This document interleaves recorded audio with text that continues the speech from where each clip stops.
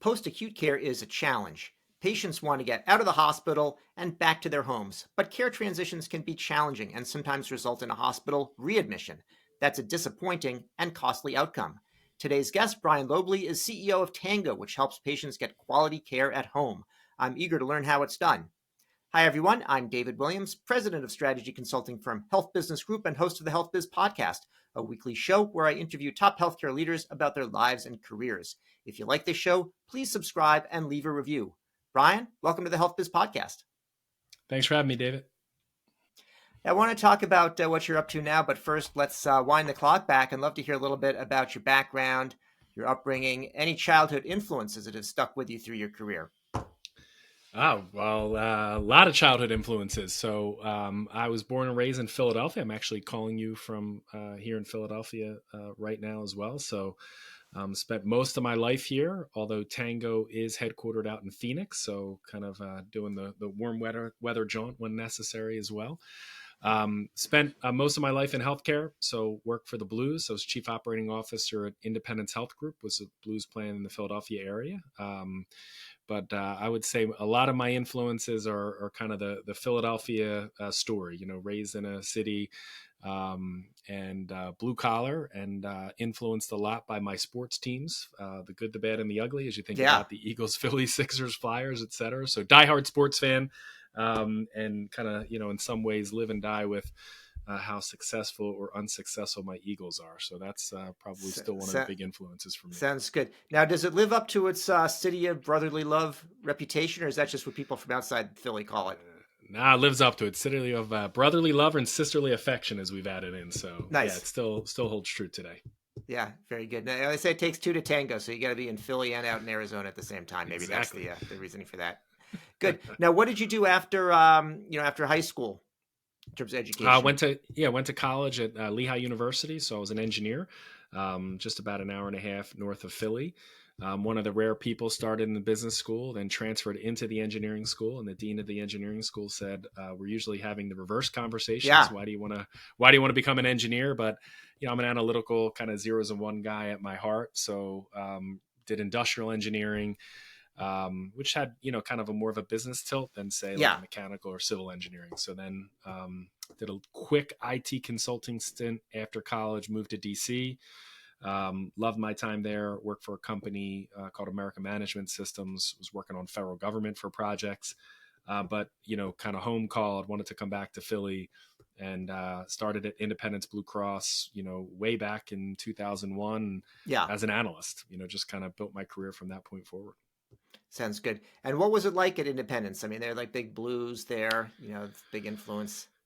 Yeah, I mean, it was great. It was a great career. I would say the mission orientation kind of has followed through with me, right? A nonprofit, blue-oriented, kind of mission-driven healthcare company. So really not having to answer to kind of the public market is a unique challenge there. In many cases, you're seen as the insurer of last resort. So it dictated, products and services and strategy. But I would say kind of that kind of hallmark of kind of community-focused care and, kind of patient centricity. I mean, everybody believes in it, but I think when you work for a Blue, it's kind of endemic in of all the business practices. So yeah, lived and breathed it. I mean, I loved it and, have a lot of fond memories from my time there. Now, how did Tango come about? Was that connected to what you're doing at Independence? Not quite exactly. I left Independence in June of 22. I was very fortunate that one of my accountabilities there when I was chief operating officer is all the lines of business reported up to me. So Medicare was a big line of business. We were very successful and fortunate upon departure there. We had a back-to-back 5-star plan in an urban market. Really hard to do. So loved Medicare business, thought big growth market. And, I was looking for something that was really growth oriented. I had accountability for a lot of our kind of strategies and partnerships as well. So I'd done some stuff with Comcast. Actually, it was a joint venture we launched called Quill. We were trying to kind of activate the home as a healthcare setting, right? It's where everybody wants to do everything anyway, recover, et cetera. So I had this interest in kind of getting to a company that could go on a pretty significant growth journey. So I knew that more of the private equity sector was going to be something that appealed to me. And quite frankly, when I had the outreach of what was called PHCN, we rebranded to Tango Professional Healthcare Network. It seemed to be this perfect blend of the right market segment, which is, primarily seniors and Medicare Advantage, the right care setting, which is the home. I mean, I have older Yeah. parents and, they want to age at home. They want to care at home. And then, a market that needed some disruption. So you mentioned in your intro, like what post-acute is. Well, Yeah. it's kind of like the last frontier of healthcare. Like we've spent our time on cardiac and Yeah. ortho and inpatient. And it's, when you think about that discharge, like, usually it's kind of out of sight, out of mind. The reality is what happens when you're discharged? You get back in the hospital, the emergency room. So it Yeah. kind of is that last frontier that hasn't been taken on yet. So I was really interested in the challenge and love the business model. Now, how has the role of the home changed in healthcare? As you're saying, sort of in the healthcare industry, it's maybe has been a little bit of an oversight, sort of considered outside the system, but it's sort of also where care started. I mean, with house calls and stuff back before you had hospitals. I mean, that's where care did occur. You're completely right. The misnomer is that the home is now an important part of care. It's always been. To your point, that's how doctors started. Primary care docs went door to door. I think what was kind of lost is what could actually be done in the home, right? Obviously medical advancements, treatments, imaging, med device, that is an inpatient setting, right? So this ability to kind of pull people into the hospital was critically important. But I think as that happened, I think we've lost sight of a little bit of like everybody still eventually gets home to recover, right? Even if you're going to like a skilled nursing facility as a, layover, on the way home, you ultimately want to get home. So I don't know that necessarily the home has changed as much. Really what happened is the priority was like, how fast can we get someone there? So COVID's a great example, right? Everybody was Yeah. like, COVID changed it. It actually wasn't. All it was an accelerant. It's like, gasoline on the fire. It just made it like more prevalent that, oh my God, you're stuck in this institution. Things are happening. You're there too long. When the realities are like, let me just get back to my own bed, right? So I think this last couple years, nursing shortages, things that have happened to maybe exacerbate the length of stay is because we don't have enough supply side on the home. Yeah. So I don't think it's this like dramatic like realization that everybody woke up and said, oh, the home's a great place. We all knew it. Now it's actually getting the right pieces of care that can be delivered there. And technology has helped, but I think also the rising cost of healthcare has helped a lot. It's certainly a lower cost setting. Well, let's talk about technology for a minute, because as we were saying, the care started in the home, and then there's some of the high technology in medicine that actually got people into the hospital. But now there's some technology, I think, in the same way that you've got, the personal computer first, smartphones, et cetera. Technology is perhaps enabling more to be done in the home that previously would have been more of a hospital level, or at least physician office level of care. Do you see that, or is that also not really a big No, factor? I think it's a huge factor. So telehealth, right? Again, COVID helped explode that, where people can actually get care questions answered and a set of diagnostic services done, right? That eliminates everything from drive time back and forth to, maybe more, it improves efficiency from a physician, right? If I can handle 3, 4, 5 virtual visits in a row, that's probably a 3x factor of what I can do in the home. And then things like remote patient monitoring. I mean, people are going home with blood pressure cuffs and, weight scales and things like that. And that's this world of interconnectivity, right? We all have it in our house for entertainment and everything else, right? We're in the Yeah. IoT world, right? Internet of Things. I think now it's like, all right, well, can I actually upload my BP, every 3 hours so that a doc can see it? Or can I answer an app that's asking me, do I have anxiety? 24, 48 hours post discharge. Yes. Now that intervention can actually happen with a phone call or with an accelerated home visit. So I think we're a little bit of the dawn of the tech space being kind of, bringing more care, actual care into the home. But I think Yeah. connectivity is there from communications and follow-ups and kind of data aggregation. I think we're in a pretty exciting space right now. So workforce shortage is such a common issue across the economy, particularly in healthcare. Maybe we can sort out a little bit how that affects the home. Because on the one hand, if you're saying it's very labor intensive to send somebody from home to home, and you can do more with telehealth. On the other hand, some of the things that I've heard about, like hospital at home, actually probably take more workforce, since a nurse can't be in, can't serve 15 patients if they're, if they're in the hospital at home. How does workforce kind of tie in? How does it net out when we're dealing with uh, care at home. Yeah, I think it's a really good point, right? There is a global nursing shortage, right? If you just think on an aggregate, whether that's inpatient, outpatient, home, right? So now you flip that back to like a simple economic equation. Like, where's the financial reward to be able to compensate people for doing the right thing? And I think, as we look at kind of the home, how are we making sure that home health agencies, home health nurses are actually getting compensated for the holistic total cost of care they're impacted? It's not just the 45 minutes to an hour they're in the home. It's the impact they've had in that 45 to 50 to 55 minutes to make sure that the next day that person isn't driving to the emergency room because they have a question, or that person's not readmitting back into the hospital because their needs aren't met. So I think this realization that we have to compensate holistically from an outcomes base, right? It's been long thought of an inpatient care, right? DRG payments and the like. Yeah. We'll pay you for an episode. We'll pay you for outcomes. We'll pay you for, the ability to keep people kind of home, the value-based care buzz, right? I think now in post-acute and especially home, it's really driving that education on and saying, well, what are you impacting holistically, right? What was your rate of return to the hospital when it was taken 6, 7, 8 days post discharge for a nurse to visit the home versus someone being in the home 48 hours post discharge, right? You get to home, eat your DME supplies there, understanding how to care for yourself. Are you educating the caregiver? That takes time. Well, the sooner you do that, the best that person's getting on like a routine and a path.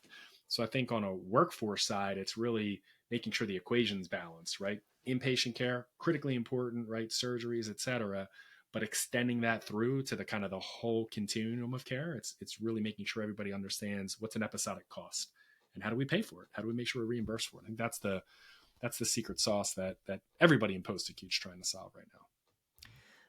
Value-based care is something that we talk about, but it still is a little bit rooted in the fee-for-service world and looking at where the kind of the infrastructure and the capital is. So still a lot of the funds go to hospitals, even if we may say that primary care or home care may be more cost-effective. We have an interesting situation in Massachusetts now, and I don't mean that our teams are as bad as the Philly teams, which is also an issue which we could talk about separately, but rather with Steward Healthcare.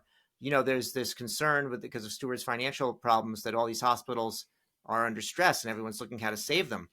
But it's actually, the other approach would be to say this is one of those rare opportunities. Maybe those hospitals should just close and have the funds sort of, reinvested in community-based care, home care, primary care, and reset the incentives so that actually works out financially for the providers. People want to be at home anyway, or in a physician office rather than go into to the hospital. So I don't think that opportunity is going to be acted on here, but I do see that opportunity. I do see the possibility of a reset. Yeah, I mean, we've seen hospitals close here in Philadelphia. One of the largest hospitals closed a few years ago, and I think what you have to map is kind of the need of those services, available beds, right, across the population, because you got commercial, CAID, Medicare, right, duals, underserved, underfunded, right? How do you make sure that those critical beds are available for critical access, right? So that kind of algorithm or that matching is critically important. I mean, you hear all the time, oh, there's too many beds. Yeah. How many times do you go into a hospital and see empty beds? Not a Yeah. lot, right? So I think it's more of making sure there's really an understanding of it's like a team sport, right? Like I'm a big believer in providers, insurers, services. Like we got to work together, as opposed to saying, okay, how do we push the bullet where insurers did really well during COVID and hospitals didn't, and now there's a bounce back and saying, oh, we gotta write the system right now. We got to take money from the insurers and push it back. You got to look at this longitudinally, and I think over time, because you're going to have ebbs and flows, utilization increases, elective surgeries, et cetera. So it is like a complex, math equation.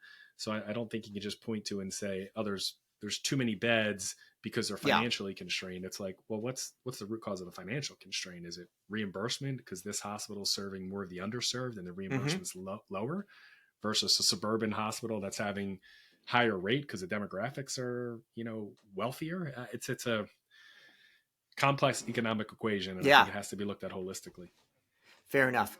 So you pointed to different populations or different payer types anyway, and I'm wondering from Tango's perspective, what are some of the key differences of serving populations from different payer types? I'm talking about Medicare Advantage, commercial, Medicaid, the dual eligible between Medicaid, and Medicare?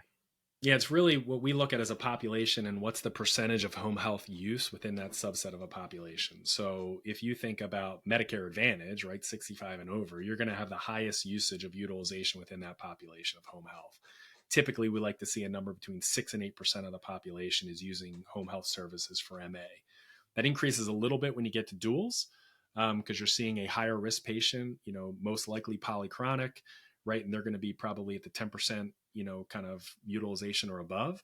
You go to Medicaid, actually the utilization drops significantly because what's Mm, usually on a Medicaid book is a lot of, kids and moms, right? So you're having a lower use of home health.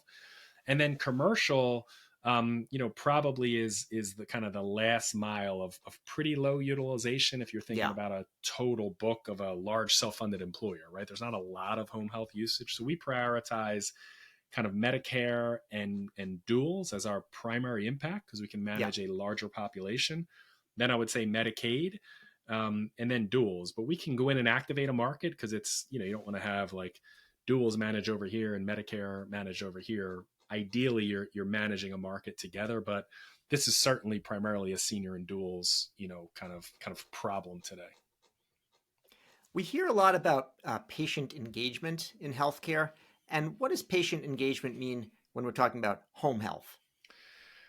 So I think you have to redefine when you're talking about home health because sometimes it's like the patient cohort, right? It's not necessarily just the patient who's the caregiver, right? Again, going back to the notion of it's primarily a senior or duals market play, there's probably a caregiver involved.